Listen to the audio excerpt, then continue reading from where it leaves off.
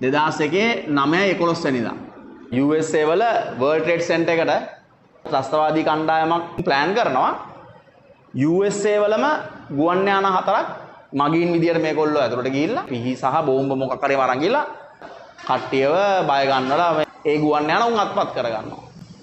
දැන් ගුවන් යාන උඩ හතරෙම ඉන්නවා ගුවන් යානාවක් මෙහෙයුම් කටයුතු කරන්න දන්න එකෙක්. ඊට පස්සේ උන් මොකද කරන්නේ අර ගුවන් යානාව හරවන් ඇවිල්ලා ඔය 8යි ගාන විතර මේකට ඒ ගුවන් යානා එකකින් පහර දෙනවා. ඊට පස්සේ මේ කඩා වැටෙනවා. ඉස්සෙල්ලාම දැන් ඕක නිවුස් එක කියන්නේ ගුවන් යානාවට වැරදිලා මොකද රස්තවාදී සීන් එකක් හිතෙන්නේ නැහැ නේ ඉස්සෙල්ලාම. ඊට පස්සේ මේක ගැන කියනකොට ටිකක් විනාඩි 20කින් විතර මේකටත් ගහනවා. ඒතර තමයි දන්නේ අන්න රස්තවාදී සීන් එකක් යන්නේ කියලා. ගුවන් යානා දෙකයි. තුන්වෙනි එක USA වල ප්‍රධාන නගරයකට ඒත් ගහනවා. හතරවෙනි එකට වෙන ටාගට් එකක්. ඒකට යන්න දෙන්න මේ මිනිස්සු අතන ඉන්න මිනිස්සුත් එක්ක මරාගෙන මැරිලා මොකක් හරි ඇතුළේ වෙලා කොහමද වෙන තැනකට ගුවන් යාන කඩා වැටෙනවා. මේ ගුවන් යාන හතර මිනිස්සු ඔක්කොම මැරෙනවා. දැන් ඕක තමයි ඉන්සිඩන්ට් එක. හරිද? මේ බිල්ඩින්ග්ස් වල සේවය කරන මිනිස්සු ඉන්නවනේ. එදා දවසේ බේරිච්චුම්. දැන් ඌ මොකක් හරි හේතුවක් නිසා එදා ඔෆිස් ගිහිල්ලා නැහැ. ඒක ඔබ මැරුණ නැත්තේ කියන ප්‍රශ්නයක් නේද? මුන් දැනගෙනද නොගියේ? ඒතර උන්ගෙන් එහෙම ප්‍රශ්න කරනවා. ඇයි උඹලා එදා වැඩට ගියේ නැත්තේ? උන් දුන්න උත්තර. එකෙක් කියනවා අයිඩි ඉස්සලා දවසේ සබතු දෙකක් ගත්තලු. දැන් ඊළඟ සූදේ දානකොට උට හිරයිලු. උන් බැලුවල මෙච්චර ගියදම් කරලා පුට්ටක් හිර එකක් දාන්න ඕනේ නැහැ නේ කියලා. දැන් දාන් ගියොත් දාන්න වෙනවා දිගටම. ඊපස්සේ ඌ හිතාගත්තලු ඔෆිස් එකට අද පොඩ්ඩක් පරක් වෙලා යනවා. ඌ සාමාන්‍යයෙන් එහෙම අර පරක් වෙලා යන්නේ නැති එකෙක්. කරන්න දෙයක් නැහැ මේ සබත් දෙක අපරාධනේ. කියලා මූ හිතාගත්තලු අද මම ගිහිල්ලා සබත් දෙක මාරු කරන් එනවා කියලා. සබත් දෙක මාරු කරන් එනකොට ඉතින් බිල්ලාඩන් ගහලා.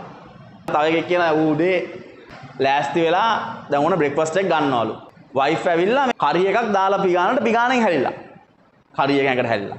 සෝ වයිෆ්ටත් උඹ හැමදාම මට වෙලාවටට යන්නේ නැහැ. අරගිඩක් බැනලා එන ගේමක් ඇඳලා නේද? ඒ වෙලාවෙ ඉතින් ෂර්ට් එක මාරු කරගෙන හොම කරගෙන එනකොට පරක් වෙලා යන්න වාහනේ පරක් වෙලා එමෙ ඔක්කොම පරක් වෙලා ඌ යනකොට යන්න තැනක් නැහැ.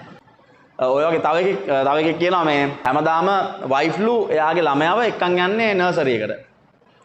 එදා දවසේ වයිෆ්ට උදේ නැගිටිනකොට මොකක් හරි ඊට ඉස්සර දවසේ වයිෆ් පාටි එකට ගිහිල්ලා මොකක් වයිෆ්ට උදේ නැගිටින්න අමාරුලු. වයිෆ් කෝල් මට යන්න බෑද කියලා. අර උවිවලු ඉතින් මේ තමුසේ පාටි වලට යන්නයි මම ළමයි දාන්නයි එහෙම කියලා හොඳටම මල.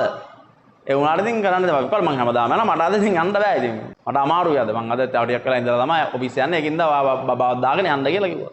මූ ඉතින් උදේ අර ඌවත් පොඩි එකවල් ලෑස්ති කරගෙන ඔක්කොටම දෙහි කප ගිහිල්ලා ළමයාවත් දාලා යනකොට ඉතින් අතර නෑ යන්න එක.